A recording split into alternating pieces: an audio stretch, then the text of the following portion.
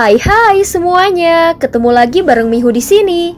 Oh ya, kali ini Mihu akan membawakan alur cerita Donghua yang berjudul Battle Through the Heaven. Mihu mengingatkan sekali lagi ya bahwa konten ini full spoiler. Tanpa lama-lama lagi, yuk langsung aja kita masuk ke isi ceritanya.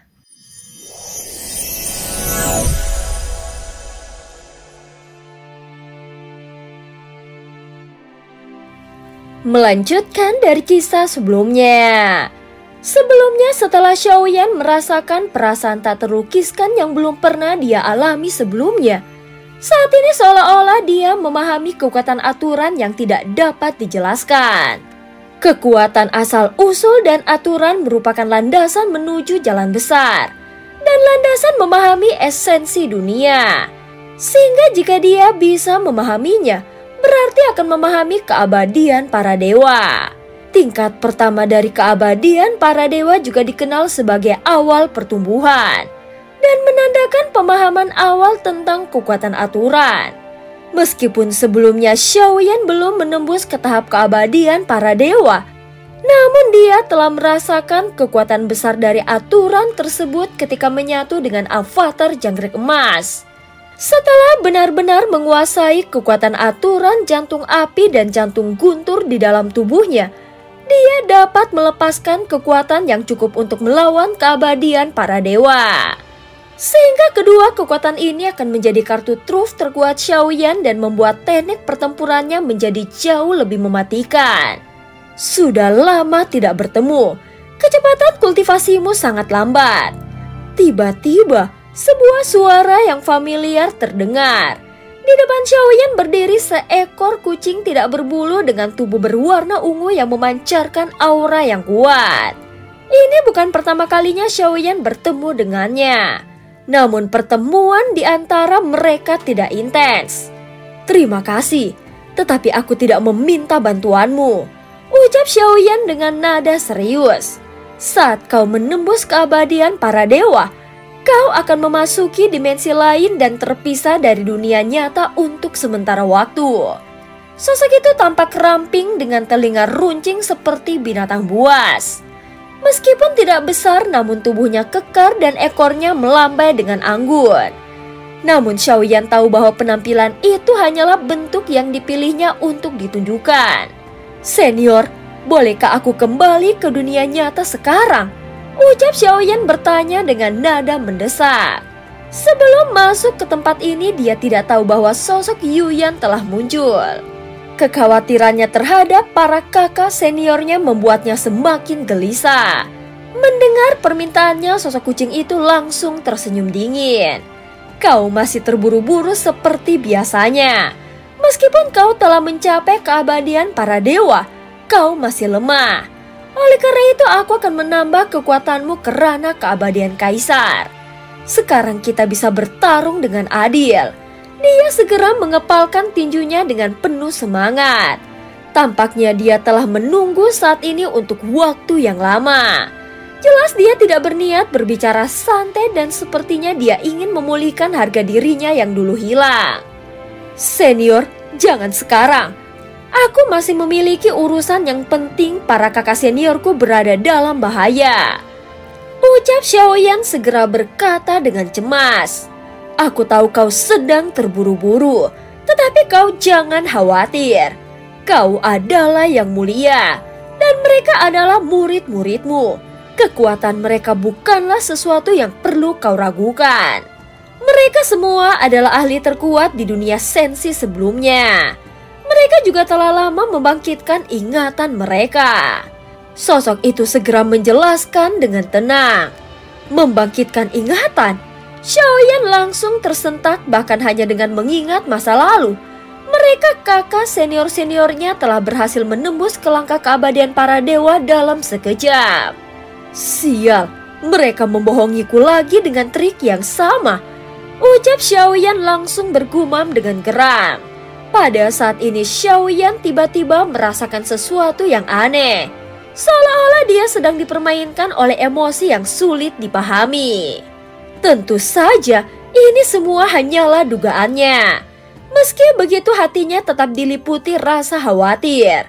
Dia juga tidak punya niat bertarung sembarangan di tempat ini.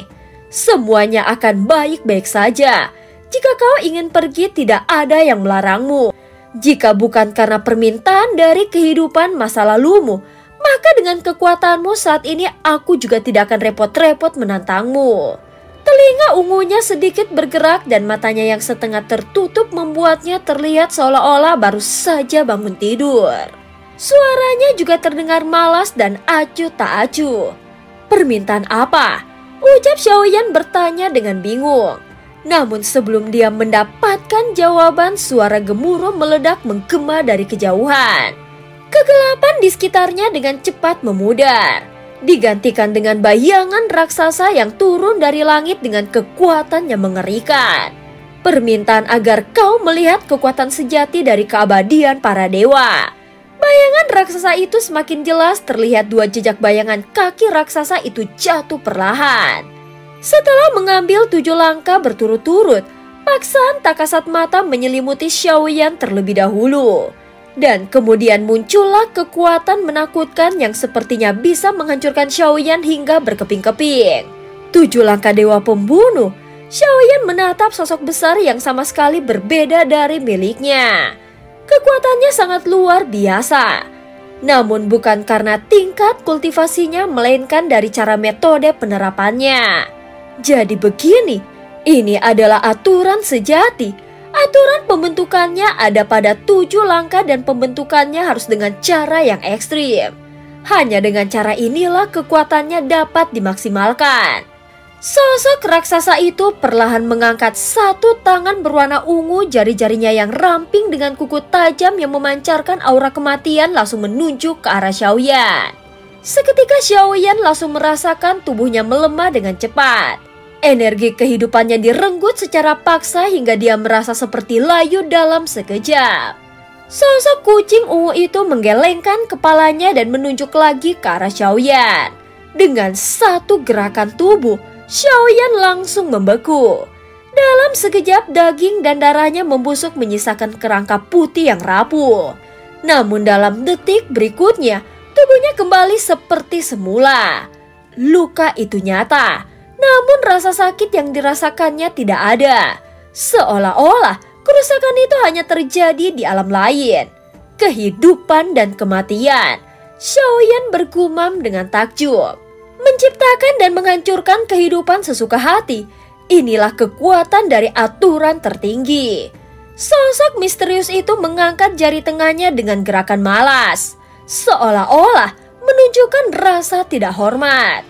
Satu tatapan kosong melintas di matanya. Dan dalam sekejap, Xiaoyan terjebak dalam dunia ilusi yang kacau. Rasa sakit yang tak terhindarkan membanjiri kesadarannya. Mengumpulkan semua penderitaan yang pernah dia alami sepanjang hidupnya menjadi satu. Semua rasa sakit itu dipadatkan menjadi pil pahit yang dipaksa masuk ke dalam mulutnya. Ilusi yang membingungkan. Dunia yang tercipta dari dalam diri sendiri kunci untuk melampaui batas hati. Sosok itu mengibaskan tangannya, kekuatan tanpa batas mengalir dan terkumpul di tinju yang terkepal erat.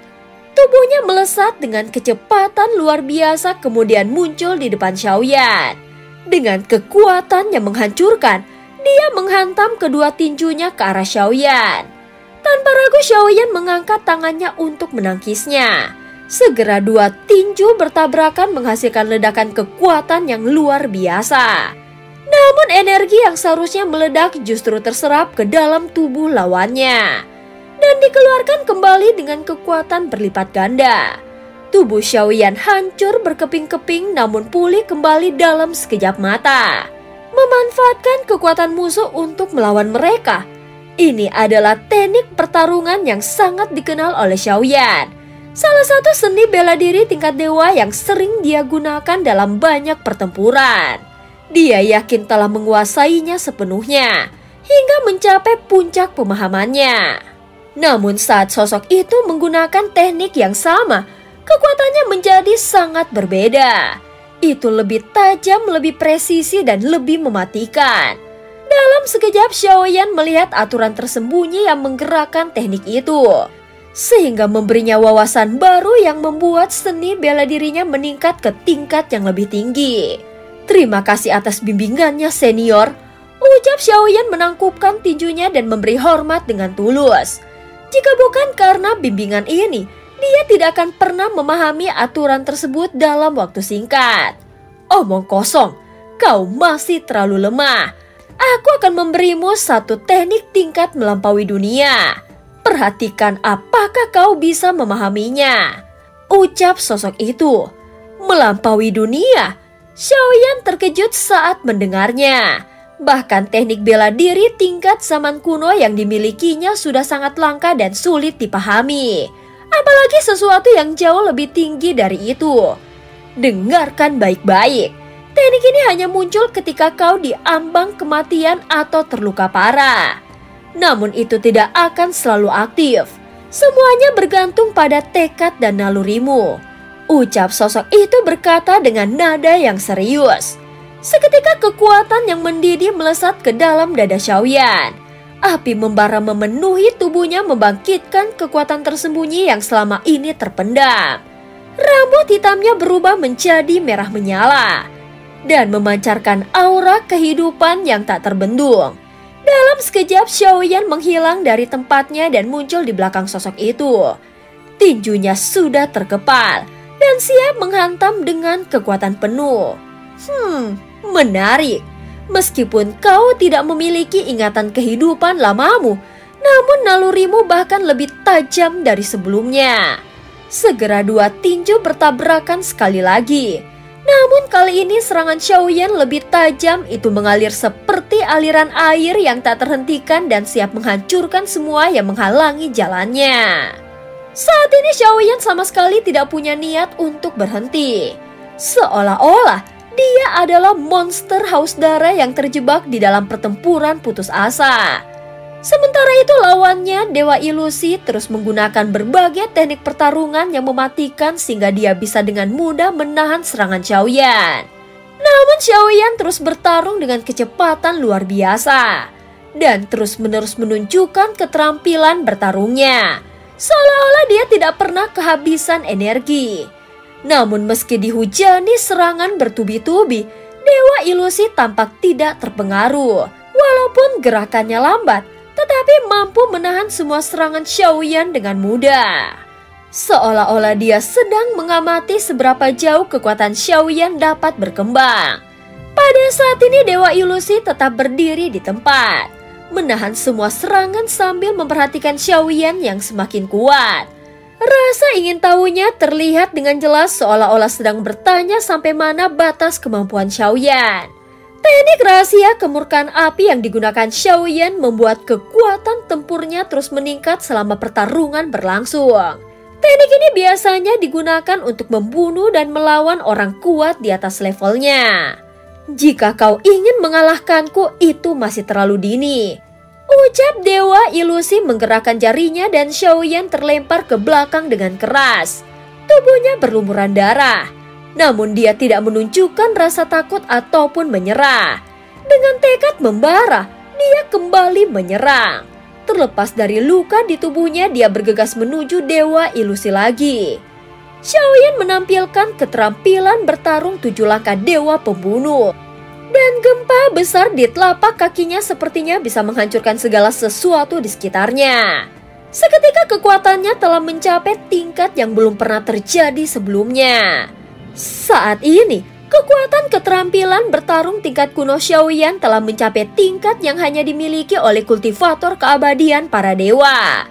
Meskipun aura Xiaoyan mencapai tingkat pertama keabadian para dewa, namun kekuatannya telah menyamai kultivator tingkat ketiga keabadian para dewa dan masih terus meningkat. Xiaoyan berada di antara kesadaran dan kekacauan. Dia tidak sepenuhnya kehilangan kendali tetapi juga tidak sepenuhnya sadar. Keinginan bertarungnya memuncak didorong oleh kekuatan misterius yang bahkan dia sendiri tidak tahu asalnya. Sementara itu Dewa Ilusi yang semula lambat mulai bergerak semakin cepat. Walaupun masih kalah dalam hal kekuatan, selisih di antara mereka terus menyempit dengan kecepatan yang bisa dilihat dengan mata telanjang. Saat amarah membara di hati Xiaoyan mulai mereda, kekuatan mengerikan miliknya perlahan menghilang. Energinya menurun drastis dan nafasnya memburuk. Kemurkaan api merupakan teknik pertarungan yang memperkuat kekuatan tempur dalam waktu singkat. Tidak seharusnya memberikan peningkatan besar itu pada tingkat kekuatan milik seperti Xiaoyan. Namun di tengah ketidakmungkinan, dia berhasil melampaui batas yang seharusnya tidak terjangkau. Sehingga keterampilan bertarung kemurkaan api yang diberikan Dewa Ilusi padanya telah menciptakan keajaiban dari sesuatu yang seharusnya tidak mungkin terjadi. Bahkan saat ini Xiaoyan tidak merasakan efek samping setelah menggunakan keterampilan bertarung ini. Terima kasih senior, ucap Xiaoyan membungkuk dengan rasa berterima kasih yang mendalam. Teknik ini jelas merupakan kartu truf yang paling dia butuhkan saat ini. Namun rasa ingin tahunya membuat dia bertanya, "Senior, bukankah teknik sekuat ini akan membawa efek samping? Bagaimana bisa meningkatkan kekuatan begitu besar dalam waktu yang singkat tanpa konsekuensi?" Dia sangat memahami bahwa setiap kekuatan pasti memiliki harga yang harus dibayar. Tentu saja ada. Teknik ini disebut kemurkaan api. Seperti namanya, teknik ini hanya akan terpicu ketika hidupmu terancam atau seseorang yang kau pedulikan dibunuh. Itu adalah kekuatan yang muncul dalam kondisi marah ekstrim. Artinya aku tidak bisa menggunakannya sesuka hati, ucap Xiaoyan langsung menggaruk keningnya saat bergumam. Benar, teknik ini tidak bisa dipicu secara sengaja. Setelah efeknya berakhir, level kultivasimu juga akan menurun. Wajah Xiaoyan langsung berubah saat mendengarnya. Bagaimanapun juga, penurunan tingkat kultivasi adalah harga yang sangat mahal untuk dibayarnya. Melihat kekhawatiran di wajah Xiaoyan, Dewa Ilusi melanjutkan kata-katanya. Jangan khawatir, penurunan itu hanya sementara waktu. Seiring waktu berjalan, kekuatanmu akan pulih seperti semula. Mendengar ini, Xiaoyan akhirnya tersenyum lega. Jika konsekuensinya hanya sementara waktu, maka teknik ini benar-benar berkah dalam keputusasaan. Namun keputusasaan itu adalah hal yang membuat teknik ini menjadi berbahaya. Meskipun merupakan kartu truf, menggunakannya tergantung pada situasi bukan keinginan penggunanya. Baiklah senior, bisakah aku pergi sekarang? Saat ini Xiaoyan ingin segera kembali. Bagaimanapun juga, dia masih sangat khawatir dengan keadaan di dunia nyata. Pergilah, tetapi latihlah dirimu dengan lebih baik. Lain kali saat kita bertemu lagi, aku tidak akan menahan diri. Tatapan Dewa Ilusi langsung menjadi serius. Dia teringat beberapa kali telah kalah dari Xiaoyan, sehingga membuatnya ingin segera membalas dendam dalam pertarungan yang adil. Saat itu terjadi, jangan mencoba-coba memohon belas kasihan. Itu tidak akan berguna. Mendengar ini, Xiaoyan menatap sosok seekor kucing kecil bertubuh ungu yang terlihat lembut, namun memancarkan tekanan yang membuat jiwanya bergetar.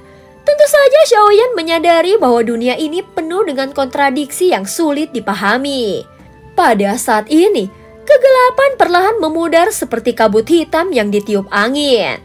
Seketika Xiaoyan kembali ke dunia nyata. Kau telah berhasil menerobos.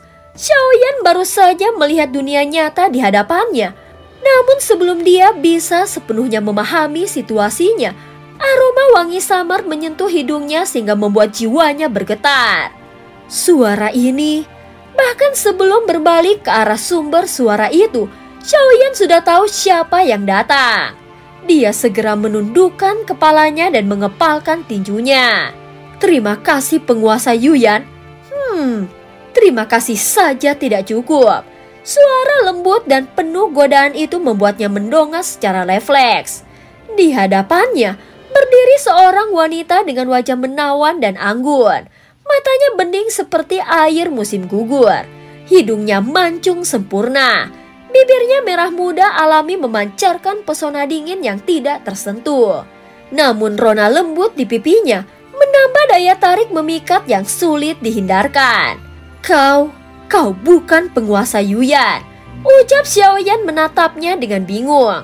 Wanita ini mirip dengan penguasa Yuyan yang dikenalnya, tetapi jelas bukan orang yang sama, dia bahkan tampak lebih cantik. Mulut kecilmu manis sekali, sayangnya kau begitu licik. Tawa lembutnya menggema membuat suasana menjadi lebih santai namun tetap penuh teka-teki. Xiaoyan segera melihat ke sekeliling, dia tersikap saat melihat semua sosok Taisu telah menghilang seperti tak pernah ada pertarungan di sini sebelumnya. Satu-satunya kemungkinan yang terlintas di dalam pikiran Xiaoyan adalah pasukan Taisu telah dihancurkan dan melarikan diri. Dia segera menarik nafasnya dalam-dalam, menyadari bahwa beberapa orang dan bahkan semua kultivator kuat lainnya juga takut pada wanita ini. Siapa dia sebenarnya? Ucap Xiaoyan bergumam di dalam hatinya. Namun sekarang Xiaoyan telah memahami sesuatu yang jauh lebih mengerikan. Jika wanita ini menggunakan kekuatannya, maka itu bisa dimengerti. Tetapi jika dia memilih untuk mempengaruhi akal dan emosi, maka konsekuensinya akan jauh lebih fatal. Dan cerita pun berakhir. Terima kasih udah dengerin Mihu dari awal sampai akhir ya. Jangan lupa untuk like dan subscribe. Sampai jumpa.